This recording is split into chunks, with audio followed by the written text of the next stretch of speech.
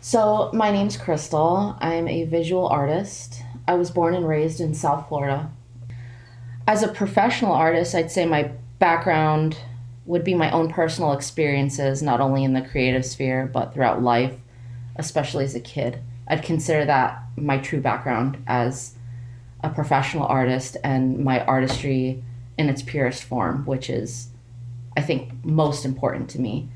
I'm also self taught. I started taking art seriously around 2017 or 18, a little bit before COVID hit, is really when I started reflecting on what I think I should do and be as an artist, how I viewed myself from an outside perspective. Personally, my background as an artist is a single parent home. My mother, it was just her, my brother, and I.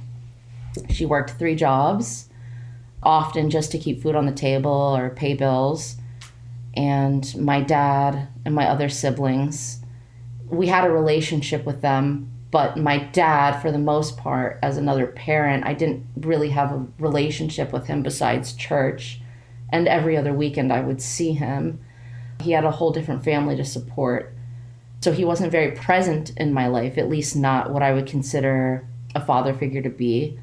So I never really viewed him as a dad, but later on in life, when I became an adult, I sort of sought out more of an adult, consensual companionship, sort of friendship relationship with him. The way that it impacts the world and how I create art, or how I see the world and how it creates art, if I'm speaking candidly and if I can go a little bit more in depth here, I grew up in an environment where I was not nurtured. And to be honest, I don't think I was loved at all very much. My brother and I were subjected to a lot of abuse and neglect. So a lot of my life, especially as a kid, was spent locked in my room and alone. So I was surrounded by books. Luckily enough, I was surrounded by books and any music that I could sneak in that was considered unchristian or secular, which opened up actually a completely different world for me in terms of world building and creatively and different perspectives from a different artist point of view. That wasn't something that was indoctrinated into me already. So I had a rich inner life as a kid. I created worlds, sometimes characters from books I read, a lot actually of my own creation. I could read anything. I spend most of my time isolated at home, even reading from random textbooks that my mom had saved from the 70s. And I was so intrigued with them that I would fall asleep reading them, and I would read them. I've memorized some of them, and I would create worlds from these textbooks from the 70s and colors and creations and characters out of textbooks that really they were science textbooks. I could be anyone. I was creating anything, while in the real world, I was in an environment where I was subject to cruel and what I viewed as a brutal world, where I wasn't allowed autonomy, individuality, outside of those four walls where I spent most of my time.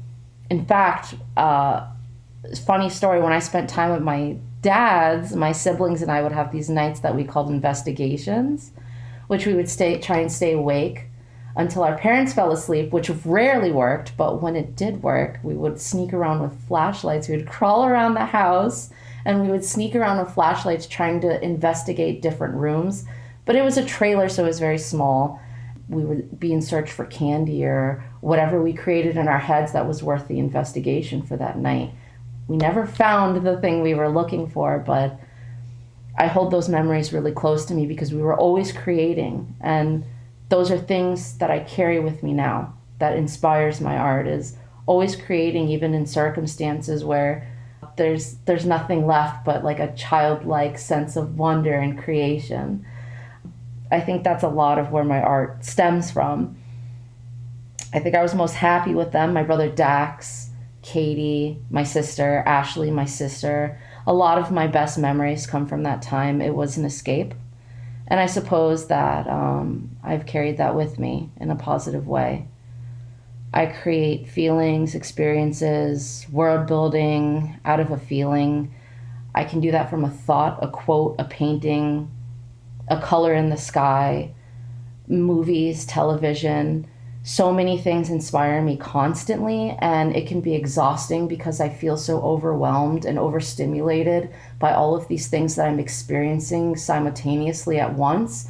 But I wouldn't change it, because I remember as a kid feeling these same feelings, and being able to revert back to that even in my 30s, I think is an experience that not a lot of people get to have. And I've carried it with me. It's been extremely impactful how I view the world as an artist.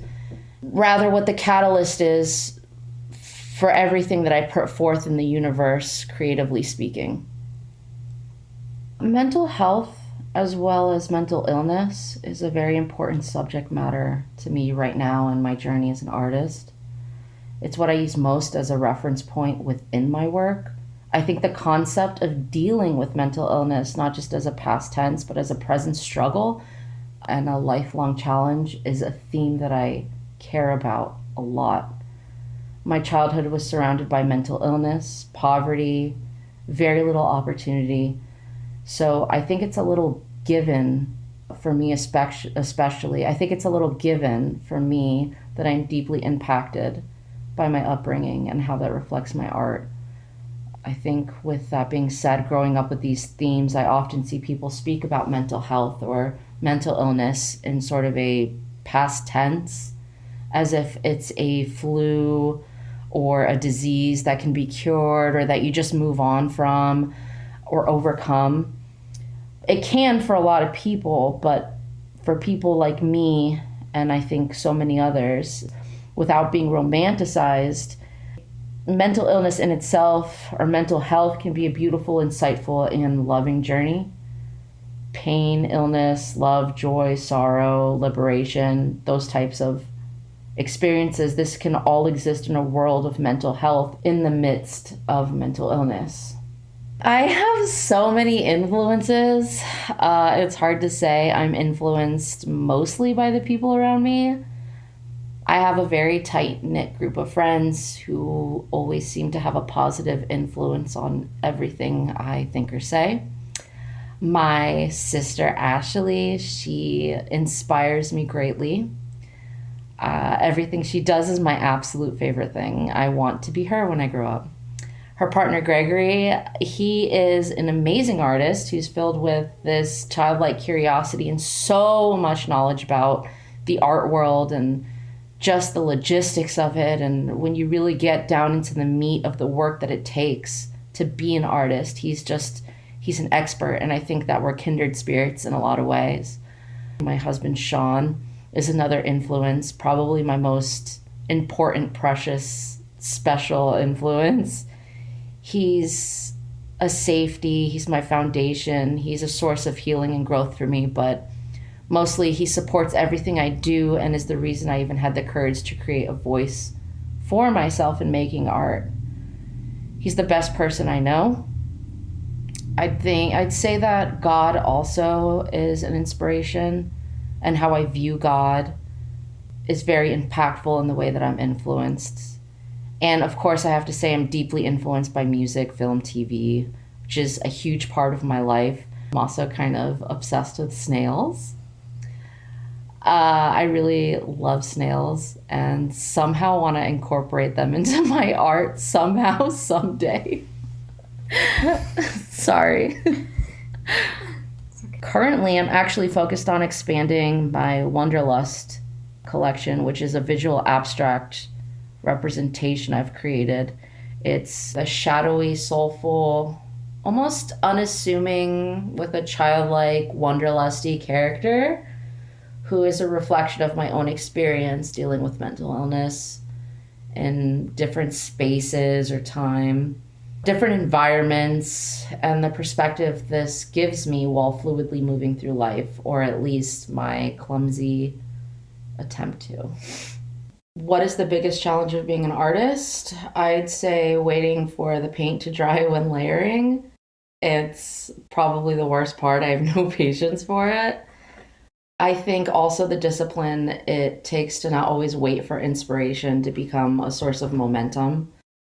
Most of the time, regardless of feeling inspired, I rarely experience motivation as a drive to get work done, so I actually try to not overcomplicate it. So, sitting down and getting work done like any other skill or job and trusting the process is really, I think, the best way to go about it, especially for myself. And I have to do that without expectation or the need to control or perfection, which is also an issue. I think one thing I want to add too is being vulnerable and truthful in my disposition. It usually comes easy for me. It's the opinions people have on that vulnerability is absolutely not easy for me, which can be incredibly challenging when I'm trying to put myself or my art out there, or even my voice, or even my opinion. Anything that really warrants an opinion is challenging for me. I don't know what advice I'd go back and give to my younger self. I actually think about this question a lot and can never find the proper response. I hope one day when I'm older and more graceful, hopefully, and careful with words, wiser, that I will have an answer. But I do remember as a kid imagining what I would be like when I got older. And I think in that perspective of young me, looking at 30 something year old me, I would feel proud and safe with the person I grew into. I think I would feel comfort and empowerment in knowing that in the end, above everything that I could have potentially succumbed to, I unapologetically and authentically chose love and art, and I chose myself, whatever that looked like. Unconventional mediums or techniques. Sure, I have. I've been using string for something I'm in the process of creating. Have been for a while. It's an ongoing project, and it's time consuming. So I try and take it in small increments. It's lots of colorful string that is mixed in with wood and plexiglass. These are a lot of materials that I'm not used to. Also, currently, I'm planning a sculpture. I'm just going to dive right in and hopefully it'll come together the way that I envision it in my head. Modeling paste is always fun. I enjoy modeling paste and making different textures, and it's just fun. It reminds me of clay in a lot of ways. I also like spray paint, which comes out so clean if you know what you're doing, but I usually don't know what I'm doing. So I kind of hope that I'll do it right. And if I don't do it right, then I just give in to the process and hope it comes out okay. Usually I do have music on depending on the mood. I'm not really tied down by a couple of genres. I really do like all sorts of different music. And lately I've been listening to Celia Cruz. She is sort of a comfort for me right now. I'm Cuban, so I grew up listening to her music in the car with my grandmother and a lot of other salsa music, but I remember specifically my grandmother calling her the queen of salsa. So I don't know, I just have a throwback to her right now and I'm just like really feeling her, and I've been enjoying listening to her and just feeling connected to my grandmother in that way. I also like to have on comfort films that I'll play on repeat over and over again. Sometimes when I'm making art or just in general, rather. And I'm a person of taste, so of course they're Nicolas Cage films. So, the best reaction someone has ever had to my artwork so far, I would say, is this woman, a mother.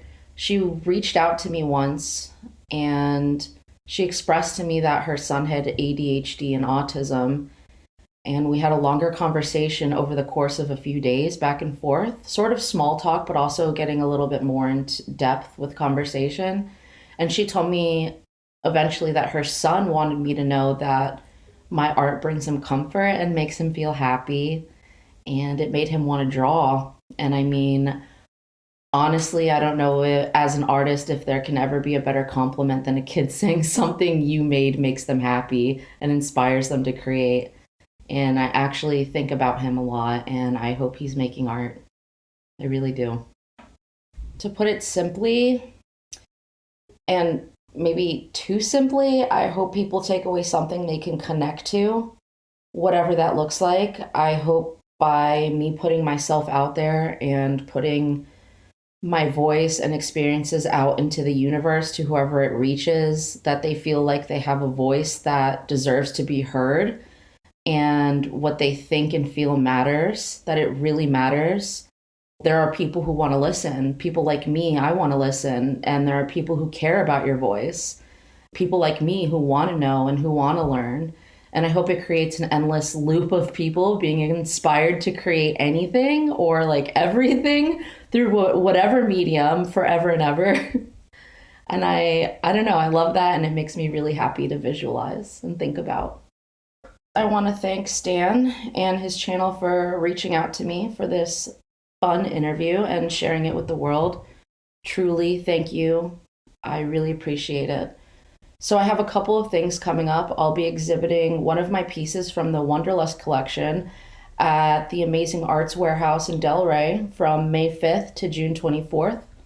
Also, on May 12th, there will be an art walk at the gallery at Andre's Design Art District, where I'll be exhibiting my piece for the Old School Square Center for the Arts fundraiser, where the profits made from this piece I submitted will go directly into supporting the school, which I think is an amazing, amazing cause. You can always find me on Instagram at abstract.ghosty, or just search my name on Instagram. I have my email on Instagram as well if you ever need to reach out to me from there. Thank you.